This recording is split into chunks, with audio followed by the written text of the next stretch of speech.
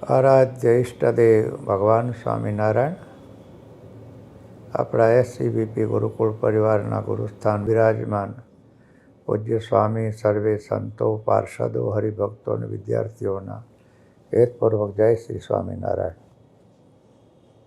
દેશ વિદેશમાં વસતા દરેક વાલા હરિભક્તો,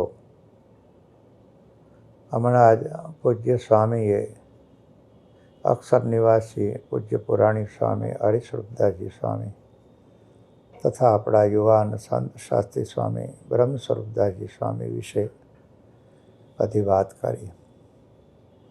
ખરેખર આપણા એસસીબીપી ગુરુકુળ પરિવારના એક આધાર સ્તંભ એવા બે સંતોને ગુમાવવાનો આપણને સૌ કોઈને ખૂબ જ રંજ છે.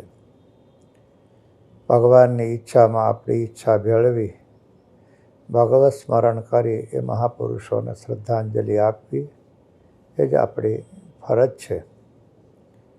વિશેષ વાતો હું નથી કરતો, પણ વાલા ભક્તો, તમને સૌ કોઈને મારે ખાસ યાદ અપાવવાનું કે આવતી 3જી તારીખે પૂજ્ય હરિસ્વરૂપ સ્વામીને બ્રહ્મસ્વરૂપ સ્વામીને સંપ્રદાયના લેવલે સંસ્થા એસસીબીપી ખાતે 4 વાગ્યે સ્વામીની શ્રદ્ધાંજલિ સભા અને ગુણાનુવાદ સભા રાખવામાં આવેલી છે. તેનો સૌ કોઈ લાભ લેશો.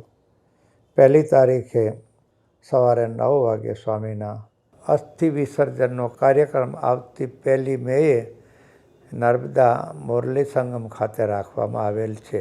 બીજું દરેક ભક્તોને ખાસ જણાવવાનું કે સ્વામિનારાયણ ગુરુકુળ મેમનગરનો આગામી ડિસેમ્બરમાં સુવર્ણ જયંતિ મહોત્સવ ઉજવવા આપણે સૌ કોઈ જઈ રહ્યા છીએ. તો આ ઉત્સવની સાથોસાથ પરમ પૂજ્ય હરિસ્વરૂપ સ્વામીનો સ્મૃતિ મહોત્સવ ઉજવવાનો પણ સંસ્થાએ સંકલ્પ કર્યો છે. સાથોસાથ આપણી એક પરંપરા રહી છે. પૂજ્ય ગુરુદેવ શાસ્ત્રીજી મહારાજથી માંડી અને છેલ્લે પુરાણી સ્વામી આપણી વિદાય લીધી. આપણે બધાએ મૂળ સંપ્રદાય, શ્રીજી સ્થાપિત દેવો, શ્રી સ્થાપિત ગાદીઓને વરેલા છીએ.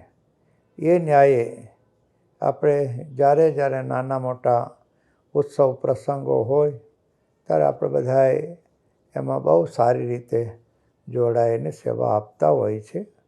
તો આ વખતે પણ સ્વામીની પાવન સ્મૃતિમાં આપણા શ્રીજી સ્થાપિત 6 મંદિરોમાં અને સારંગપુર કષ્ટભંજન દેવ ને પાકા થાળ અને ત્યાં રહેતા સર્વે પવિત્ર સંતોને રસોઈ આપવાનો સંકલ્પ કર્યો છે.